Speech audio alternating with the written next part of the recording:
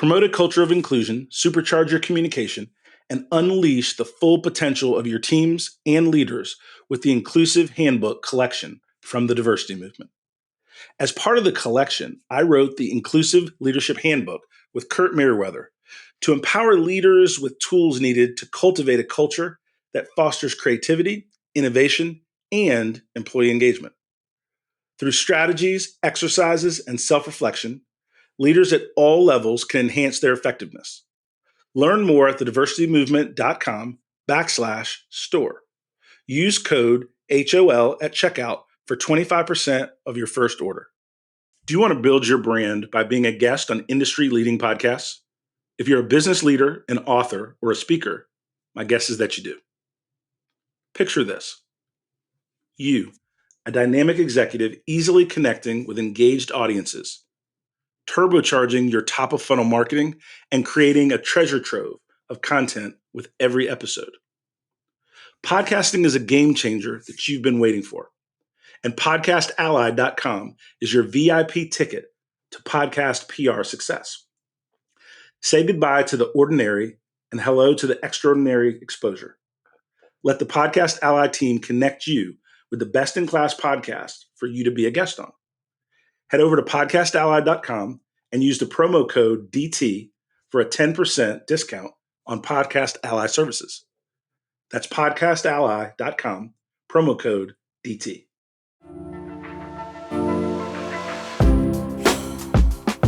Welcome to High Octane Leadership with Donald Thompson.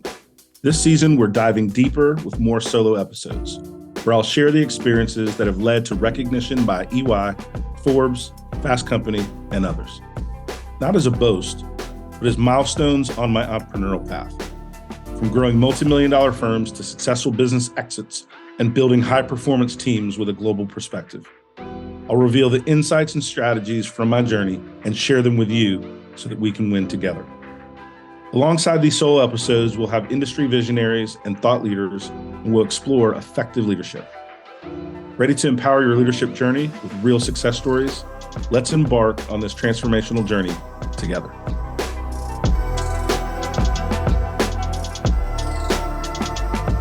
Welcome to another episode of High Octane Leadership. I'm your host, Donald Thompson, and today I have the pleasure of spending time with an entrepreneur, speaker, business leader, Miss Dionne Griffin-McGee. Dionne, welcome. Thank you so much, Donald. Excited to be here and appreciate the opportunity to share. We've chatted offline of this quite a bit, and one of the reasons I wanted to have you on the show is both your story, your energy, your commitment to helping others. Take a few minutes and just introduce yourself to our audience and talk to me a little bit about, within that introduction, kind of that drive to become an entrepreneur. Wow, that's a loaded question. So I'm gonna give you the Cliff Notes, and the Cliff Notes simply look like speaker, author, Chief Executive Officer of D.G. McGee Enterprises. We are a federally certified woman-owned small business, and our focus is around career development and entrepreneurial development. That looks like a keynote, that looks like workshops, that looks like cohort implementation, where we design cohorts to help folks grow and scale in their careers as well as in their businesses. One of my favorite things to do, I am a certified project manager. So all those things coming from the corporate space into this space has just followed me. And you can ask my husband. I am full-blown PMP. I drive him crazy with all my checklists and making things green and what's yellow and all that kind of stuff. So at the end of the day, that's where we thrive. And I really took what I learned in corporate, what I was offering to corporate, and threw it on the other side of the fence, if you will, to start my own firm. And because of some of the challenges as a African-American female in the leadership space, it pushed me to become an entrepreneur. And I'm sure we'll get into it with my book. And so I share some of those stories and some of those challenges. And honestly, I haven't looked back. One of the things, and thank you so much for that. And I am blessed. My wife is very organized, and it keeps the life and the businesses going. But it's not always fun. And so what I will ask you though, and we'll bounce around a little bit and just enjoy each other's company. But from a business perspective, when you think about project management, when you think about those with creative ideas, but needing people to actually execute and make them occur, how did that become something that you made a career out of? Right? There's a lot of people that are organized, that a lot of people that don't professionalize it. And two, how do you explain the value of project management to people that don't fully understand it in terms of how it makes a business grow and prosper? Oh, absolutely. So to get to the space of becoming a certified PMP, I really had to draw a line in the sand and to look at, what is it that I really love? What is it that I'm really passionate about? So my career exists of a time and space in the mortgage industry, from the mortgage industry to the telecom industry, and from the telecom industry to the utility industry. So that looked like sales, that looked like customer service, it looked like leadership, but the backbone to all of that was the organization and the structure, the SOPs behind it. And I really had to do a self evaluation, if you will, and look at what it was that I was doing, that I was passionate about, where it was that I really thrived. And it was the organizational piece of it. It was the relationships behind it. It was the deadlines. Most folks don't like deadlines, but deadlines drive me. I'm like, we got to have this done by this time. And I'm looking at it, right? I was like, this is nothing but pure project management, right? So I was already doing it, but the flip side of it was, let's go get the certification. Let's go get the credentials to put behind it, to really validate the work that we're doing. So at the end of the day, regardless of whether folks know in the workforce or on the business side that they're doing project management or not, they are. They just don't know what it is, right? And it's necessary for the success of any business when we talk about growth and scalability. So just as simple as us being on here today. Someone behind the scenes had to schedule it. Somebody had to accept it. Somebody had to do this, and this. All these things happen in order for us to be here today. That is project management. But a lot of folks don't think about it in that manner. But in order for us to get to where it is that we need to be, let's talk about domesticated, being domesticated. A grocery list is project management. Like my grocery list is literally laid out by the grocery store, right? I know what I'm going to get to first. So I make my grocery list in the order of the produce, right? Then I'm going to make my way to the breads, and then I'm going to make my way to the meats and all the things. So I lay it out. Why? Because that saves time, and saving time saves money. So my grocery list is project management, but a lot of folks are doing it. They don't even realize it. That is going to be a great clip for social media, right? The grocery list is project management. And if you think about it, right, you described an organized process to make your way through the store and save time and be more efficient. If I have that same grocery list, I'm going to be walking all around the store, sightseeing, picking up a magazine. and then 2 hours later, I have half the list. Yeah. Right. Yeah. And then I'm hurrying up to finish. And I think that's a very practical way to think about the role and the things that people sometimes don't value as much, those things that are behind the scenes, but they make a business grow, and they make, in my case, right, they make leaders look more together than they really are. and that is project management and my team and all that good stuff. Exactly, for sure. Like I literally time myself when I go to the grocery store. And I literally, okay, it's 1:00. For example, I got to be out of here by 1:30. Like this is my time. My list should flow very seamlessly for me to be getting back in my car in 30 minutes based on this list, because I have something else that I have to do. And again, time is money. Hey, that is wonderful. And thanks for sharing that. I want to now segue into your book, right? So a lot of people talk about writing a book. A lot of people get started writing a book, right?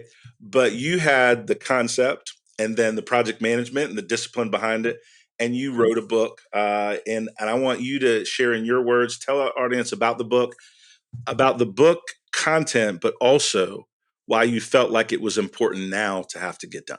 Yes, great question. Thank you for that. So, Finding Your Roar is the title of my book. That was my debut as an author. And honestly, it was necessary for me to share. It was in full-blown transparency. It was cathartic. I needed to be able to share the message, and it talks about my story on climbing the corporate ladder and some of the challenges that I had being a Black woman in leadership, trying to break the glass ceiling, right? And I found that just because we may go through training, we may have certifications, we may have credentials, degrees, and all the things. Everyone is not going to be happy about your arrival in the workforce. And I share that message with college students. You know, a lot of folks, students are graduating, it's graduation season, right? Graduating from college and not realizing some of the barriers that they're going to encounter when they get into the workforce. So, and full transparency, once again, it took me 18 months to write the book. Does it take 18 months to write a book? Absolutely not.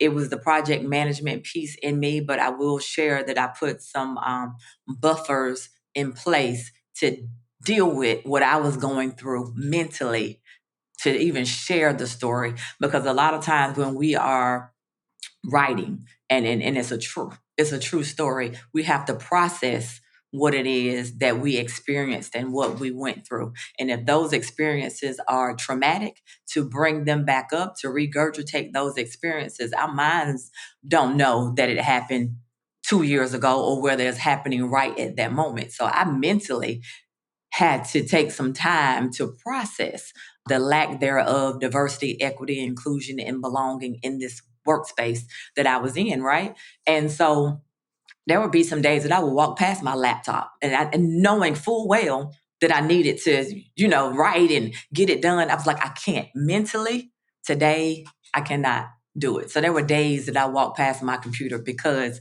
it was the challenge of processing and remembering sitting to tables and folks are trying to figure out how I got to the table. Why is she at the table, right? How does she get in this room? Why does she keep getting promoted and all the things that I had to deal with? So the book talks about the me being in a space of 4,000 employees, less than 10% minorities, and I was the only African American female in a leadership position. And I tell folks all the time, you don't have to be a statistics major to know that there was something wrong with those numbers. And every time I would challenge the system and simply say, this environment is not the right culture, right? In order for us to really grow and scale, diversity is a sea. It's a melting pot. When you bring the right folks to the table, regardless of who they are, what they look like, if they have the wherewithal and the innovation and creativity for success, it doesn't matter as long as the job is getting done, right? And at the end of the day, that affects the bottom line. But if you just focus on a certain type of people, the company will never grow. And you will continue to lose people because they don't feel that sense of belonging, diversity, equity, or inclusion. So that's the story that I share. It was hard to share because in some points of it, as a kid, I said, one day I'm gonna be in the C-suite. I'm gonna sit in that glass room in that fishbowl. And when I finally got in that room, I had to question myself, do I really want to be here? Like, how long can I sustain this? Because I love what I was doing, but it was the people that did not appreciate or value what I was bringing to the table because I was a Black woman, in full transparency. What would you, and I really appreciate both the why of the book and then some of the details you shared on some of the challenges in corporate America. What would you advise leaders in the C-suite to do and think about differently, right, to start their DEI journey, their inclusive leadership journey? Because there's a lot for them to juggle. Yes. And this isn't making excuses. This just means anytime somebody's learning something new, how can you help them understand in a simple way, right, that diversity, equity, inclusion is good for them, good for their team, good for their business? The simplest way that I've even shared it in a workshop and even in a keynote, if you're sitting at a table and everybody at that table looks like you, then we have a problem. Just that simple. It's just that simple. If you're sitting in a meeting and everyone on your team has on a Oxford shirt and some khaki pants, then we got to switch it up. I can't make it any simpler than that, right? So you have to start from the top down. And when we talk about leadership, to your point, it's not to check the box, right? When we talk about the diversity movement and checking, it's not a check the box to say, hey, I have one African American female sitting in the executive space. Check the box. We can move on. No, it's bigger. It's bigger than that. And you want to create a culture where people actually want to come to work, to do the work, and enjoy the people that they are doing it with, where everyone has a voice and everyone feels valued. And so what I will say to some leaders, not all, right? To some leaders that have those challenges, I would say, if you have minorities that are in leadership, I personally feel and professionally feel that they need a different type of support and mentorship than someone that is the majority. They really do, because you don't really realize what they're dealing with behind the scenes in order to lead a department or organization. No, that is powerful. When you think about your book, Finding Your Roar, right? How did you come up with that title? Like, tell me. I'm super curious, right? So, and not just so much the content of the book, and you've shared that as we've talked, but like, how did you put that together? And what do you mean finding your roar? That's a very specific Yes. title. Very, very specific. Truth and point. Roar simply means to be relentless, optimistic, ambitious, and results driven. That is who I am as an individual and as a businesswoman and professional, right? And I wanted others, not just women. I'm a woman, I share the story, but there are also men that are in the workforce that are dealing with these challenges as well. So I don't want anyone to walk away from here and say, oh, the book is for women. No, it's not. The book is for those that are in the workforce, and sometimes you don't feel appreciated or valued. So in this instance, I also wrote the book, one, cathartic for me, two, because I knew that other folks were dealing with it and needed to hear the story to let them know you're not by yourself, right? But at the end of the day, I had to find my voice, because within the walls of corporate America, my voice had been challenged or potentially tried to be muted.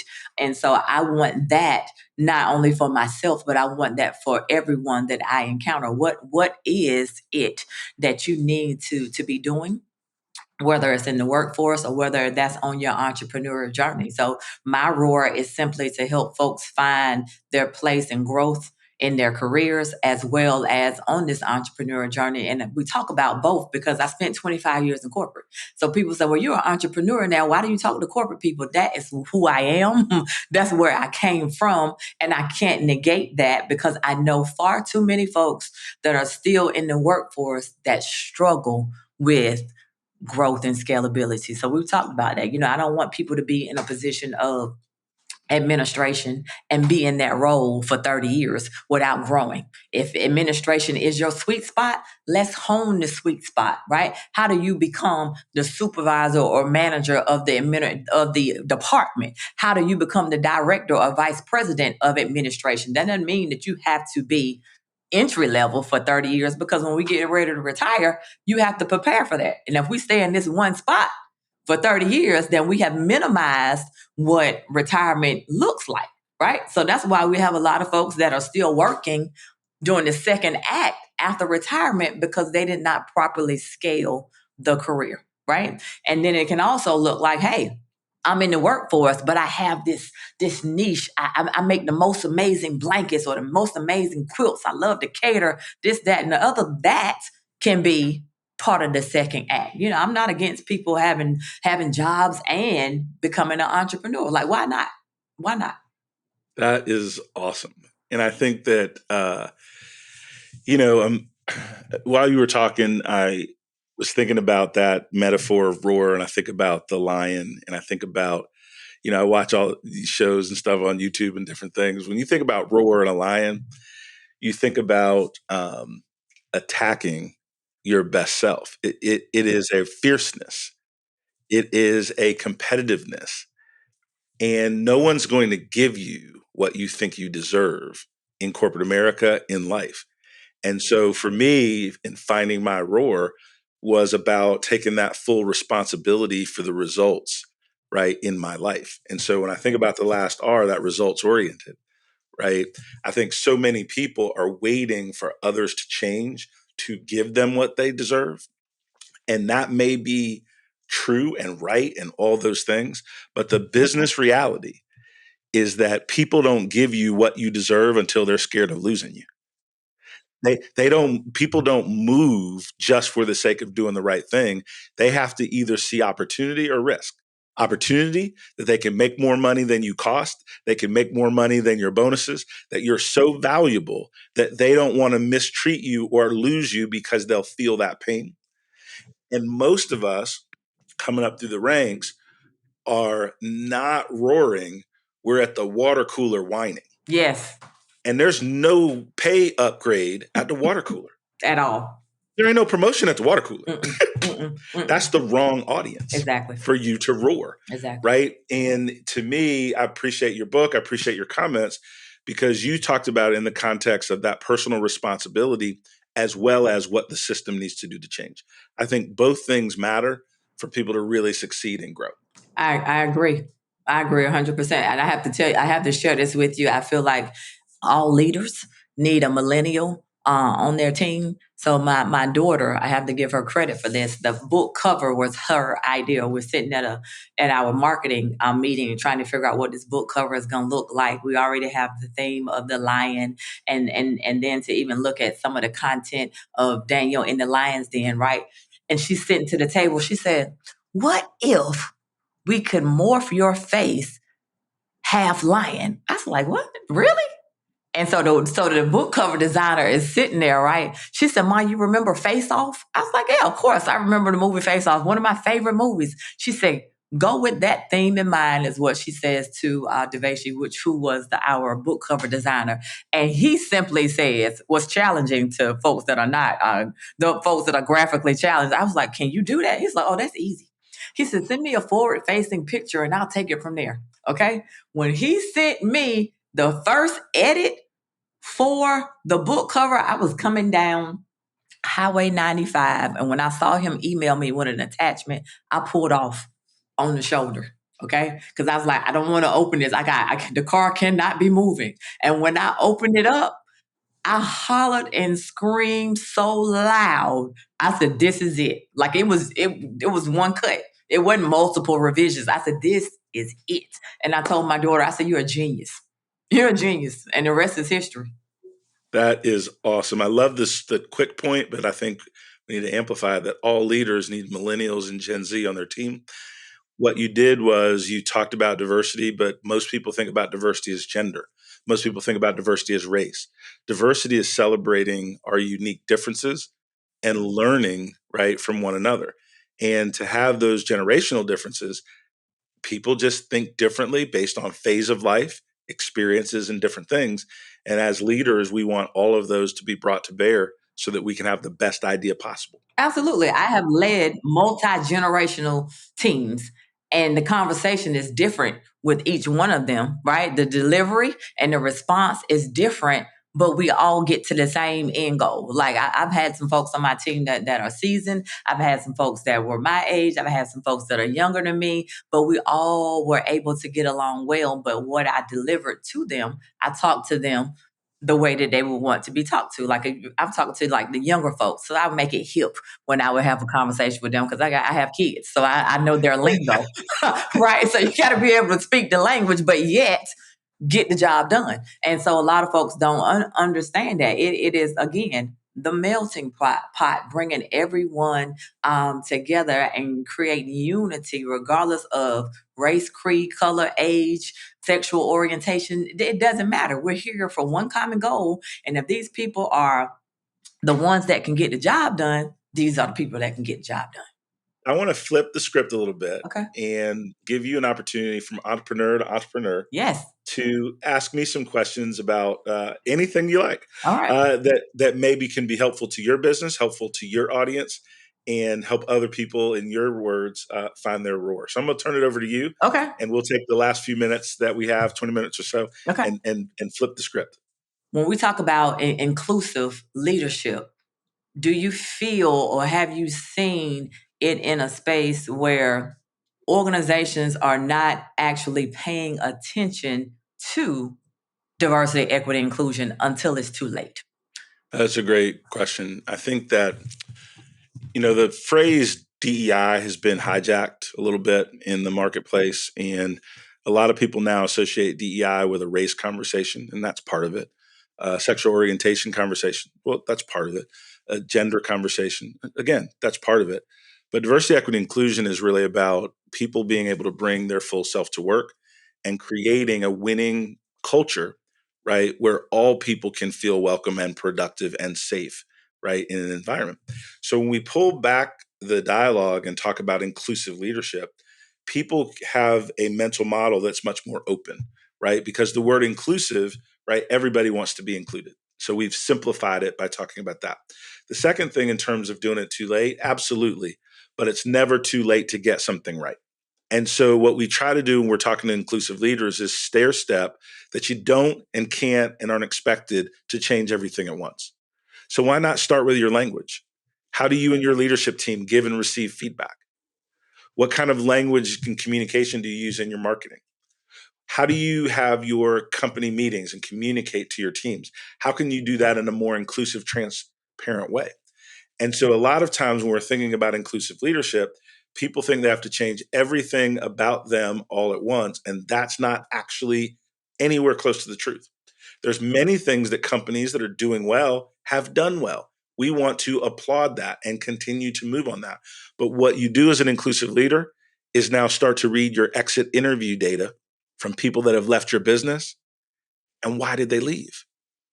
And of those reasons why they left, what things can you change if you have the courage and commitment to do so? Right? If somebody leaves because somebody offered them 3 times the money for the same job, Right. well, you know what? You might not be able to do something about that. Right. Bake them a cake, right? Bake them a cake, wish them well, Right. like cheer for them. Right. But if on that exit interview, I didn't really feel like I got mentorship from my leadership for my growth, you might be able to do something about that. I didn't feel like I got consistent feedback on how I could improve or things I was doing well. I didn't think I was being recognized for my contribution. When you start to hear those things in your exit interviews, in your employee pulse surveys, those are things, if you have the courage and commitment, you can do something about. So inclusive leadership, an example of, is really listening to what your employees and team members and stakeholders are saying and writing, and then look at the things that you agree with and focus on those. What most people do, Dionne, is they'll have a conversation about growth, inclusive leadership, DEI, organizational change, and the whole conversation is about things they don't agree with. Versus the 4 or 5 things that they do agree with, let's start with those. Right. Yeah. Let's just get on the journey of progress. Let's just get on the journey of doing better and create an environment that while we're doing something together that we do agree, we will naturally create a better foundation of understanding on those things that we don't and have a better conversation down the road. No, that's great. That's great. Let's focus on what we can fix or rectify. Right. A lot of times, folks have said to me in regards to the workforce that they sometimes feel over mentored and under sponsored. And we talked about that at the inclusive leadership event as well. What are your thoughts on that? Are we not sponsoring folks enough? And when I say sponsor, I mean to be able to call someone's name in a room that they're absent from. And I'm thankful for those that have mentored and sponsored me, because I probably would not be as far as I am had I not had that support. Yeah, what a powerful question. Let me define the two, and then we'll talk about them. So mentorship is more active. It's like coaching. It's somebody that's working with you in your role today, how to do that better, giving you something to read that or a conference to go to, and be a sounding board for how you map out your career development. Mentorship is a great thing and has a phenomenal place in organizations. Sponsorship is different. Sponsorship is someone that is in the C-suite and you're not, advocating for you in a space where you're not. that's talking to you about what you need to do to prepare for a job that hasn't even opened yet, because they're 2 or 3 levels above and understand the budget planning for what the organization is going to do to grow in the next 20 to 24 months. Sponsorship is encouraging you to apply for a job that you might only have 75% of the skills, but knowing that you can train from that 75% to 100% because of who you are, what you can do, and your potential. Sponsorship is when my mentor, Grant Willard, early in my career, took me to lunch with our corporate lawyer and him. And I said, Grant, why am I here? I don't mess with contracts. He said, yeah, but one day you will. And as you continue to grow and prosper, you're going to need to know our corporate attorney. He's going to need to know you so that you can work on some of the contracts and different relationships that I'm working on now. So Grant introduced me to people that would be needed by me a year, 2, 3 years in advance, because he believed in my further growth, education, and empowered me to get there. I had to do the work. I had to be worthy of mentorship and sponsorship. But there's a big difference between giving advice and sponsorship, which creates new opportunities for people, right? And those are 2 big deltas in what gets ahead. And part of the reason I am sitting here today, the success that I have, is because I've had both mentorship and sponsorship. Likewise. So you said something that was profound. You had to be worthy of mentorship and sponsorship. And that is actual and factual, because a lot of times folks will think that, why am I not getting mentored, or why am I not being sponsored? You have to do the work. And you have to do the work to even show the potential to even spend time for mentorship and sponsorship. So you want to always show up and bring your best selves to the office. I've seen folks say to me before, how did you get into leadership? I was here before you, right? I said, oh, you have your L's mixed up. Then what do you mean? I was like, there's longevity and there's leadership. Those are 2 different things, right? Just because you've been here for a long time does not mean you're worthy of leadership. That just means you have longevity, right? Those are 2 different things. That is a powerful way to phrase it. You don't get promoted just because you showed up. No, absolutely not. Right? The results are in the roar, right? Matter, right? Results matter. And while you're looking for change, wanting more information, wanting mentorship, wanting sponsorship, we all need to start with being an A player in the job that you're in. Developing a reputation for results in the job that you're in. And it is really important that, one of the things that I wanted to do in any role I've ever had is I wanted to be so good at it that it was impossible to be ignored. Exactly. Right? Mm-hmm. And you either going to recognize me here at this company, or somebody else is going to recognize me and I'm going to move over there and carry their business card, right? Or start my own shop. But I'm going to be so good that I am impossible to ignore. And that's the personal responsibility component that I think we need to continue to share and train and grow our young people in. The world is not perfect. This is my dad, one of his big lessons. The world is not perfect because we want it to be, because we hope it to be. You have to learn how to win with the cards that you're dealt. And I believe that's in my core. I want more equity in corporate America. I'm working towards it every day. But until it gets here, we need to win with the cards we're dealt. Right? We need to figure out how to lift each other up, how to promote what each other are doing. One of the reasons I'm so excited to have you here today is I want people to hear about your book, right? Finding Your Roar. There will be people that hear my voice but relate to you better. So I want to create an environment where it doesn't weaken me to shine the light on what other people are doing. The goal is that we get to the other side together, that we win more together, and that we create an environment of strength, right? That other people can emulate. And that doesn't mean everything we're doing is perfect. Doesn't mean we don't make mistakes, so we don't have to pivot. It just means we don't wallow in the setback. We learn from it, we grow from it, and then we win better the next time. And that mindset has really helped in what I've been doing and the folks that I try to teach and grow. No, I think that is genuine, and to your point, I've shared with my business friends that it's about partnership and collaboration. not dimming my light when I share other folks, and they're not dimming theirs. But we're helping each other grow. So with that being said, from one author to another, can you share a couple of key insights from your book, A CEO's Unlikely Path to Success? What do we need to know? I've started. I haven't finished. I'm in it. I'm in it, and I'm getting nuggets. So I mean, it's necessary.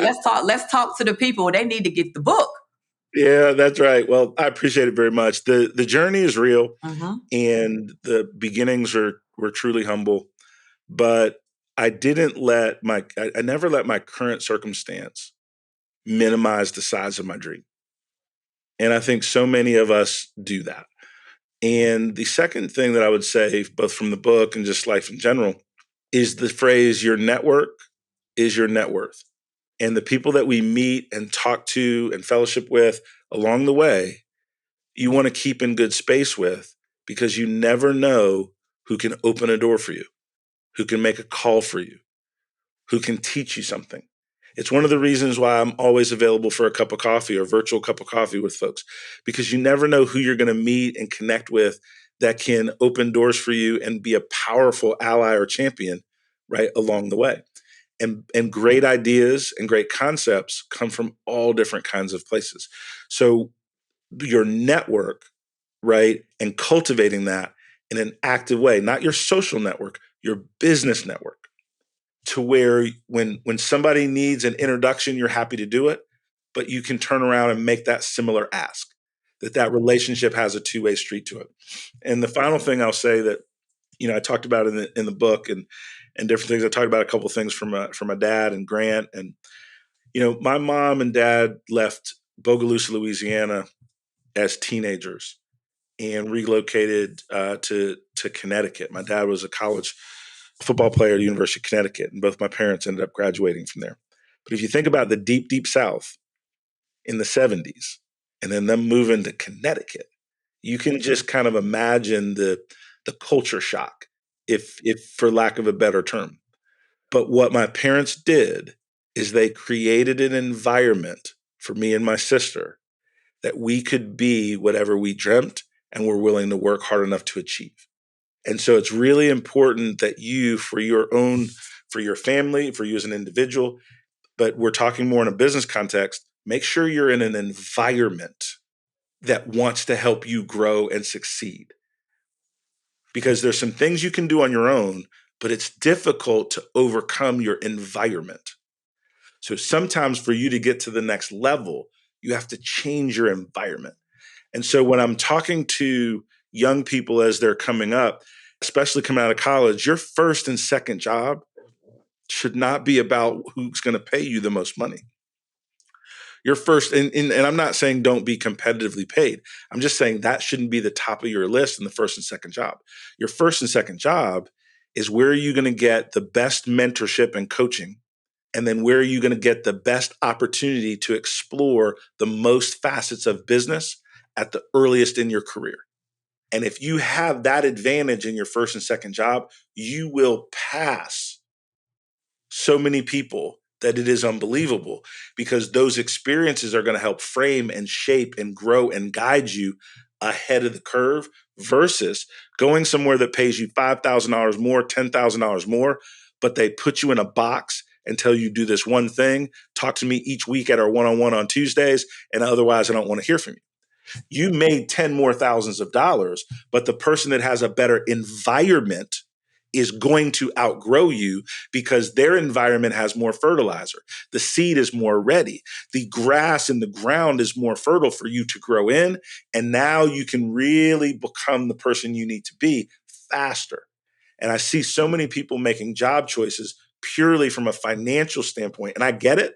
If you got bills and you can't afford to think like that, I get it. But long term, it is most important your environment for growth. Oh, listen, we can stay on just this one topic forever. One of the things that I know we have to wrap up here, but one of the things that I have seen is that there's a fine line between diversity, equity, and inclusion and mental health. And the reason I say that is if I had known 25 years ago, if I had met you 25 years ago and you said that to me, I probably would not have stayed in the corporate space as long as I did, because what I should have done, I should have looked at what the leadership looked like before I was so gung-ho to work for this company, because there was no one that looked like me. So to be in that space and to have this job that's paying an amazing salary because we had bills, right? It was golden, not realizing that they were going to try to put me in a box. So my charge was to your roar and my roar. Let this be a lesson learned when we make the transition to the next thing. Let the next thing be my own next thing, right? And when we walk out of here, let's walk out of here with respect to economic development and walk out debt free. That is how I was able to even start my firm. So I appreciate and value everything that you said. And our college students need to know that.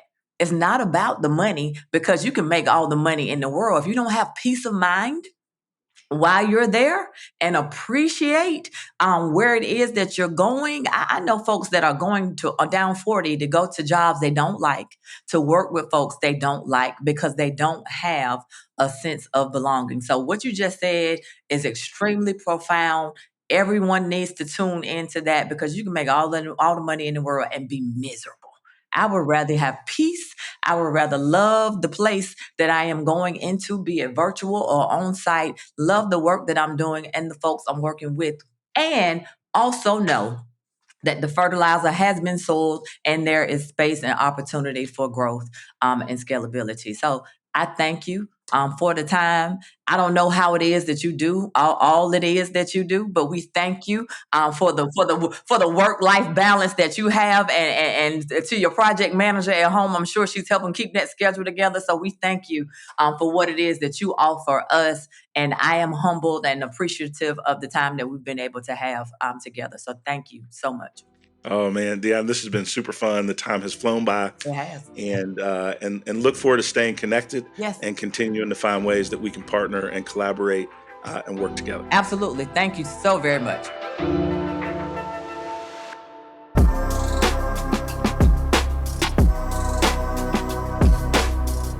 Thank you for joining us on High Octane Leadership with Donald Thompson. Today's episode is a step in our collective journey towards leadership excellence. Remember, every story we share and every insight we gain is a piece in the puzzle of our leadership journey. For more insight and detail, hit the subscribe button so that we can stay connected. For deeper information and more episodes, go to donaldthompson.com. Continue to lead with vision and purpose, and until we meet again, embrace your role as a high-octane leader in the ever-evolving world of business.